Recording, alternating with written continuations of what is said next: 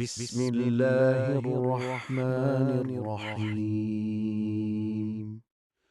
والمرسلات عرفا فالعاصفات عصفا والناشرات نشرا فالفارقات فرقا فالملقيات ذكرا عذرا أو نذرا إنما توعدون لواقع فإذا النجوم طمست وإذا السماء فرجت وإذا الجبال نسفت وإذا الرسل أقتت لأي يوم أجلت ليوم الفصل وما أدراك ما يوم الفصل ويل يومئذ للمكذبين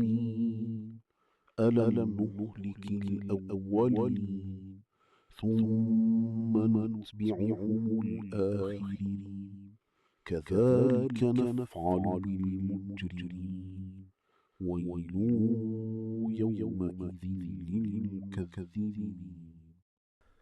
ألم نخلقكم من ماء مهين فجعلناه في قرار مكين إلى قدر معلوم فقدرنا فنعم القادرون ويل يومئذ للمكذبين.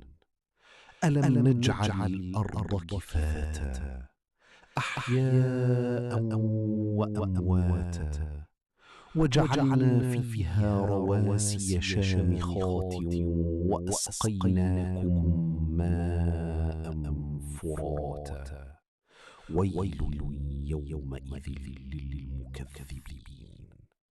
انطلقوا إلى ما كنتم به تكذبون انطلقوا إلى ظل ذي 3 شعب لا ظليل ولا يغني من اللهب إنها ترمي بشرر كالقصر كأنه جمالات صفر ويل يومئذ للمكذبين. هذا يوم لا ينطقون ولا يؤذن لهم فيعتذرون ويل يومئذ للمكذبين.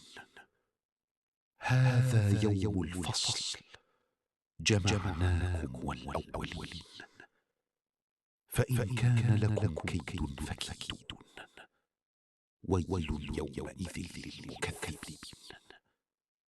إن المتقين في ظلال وعيون وفواكه مما يشتهون كلوا واشربوا هنيئا بما كنتم تعملون إنا كذلك نجزي المحسنين ويل يومئذ للمكذبين.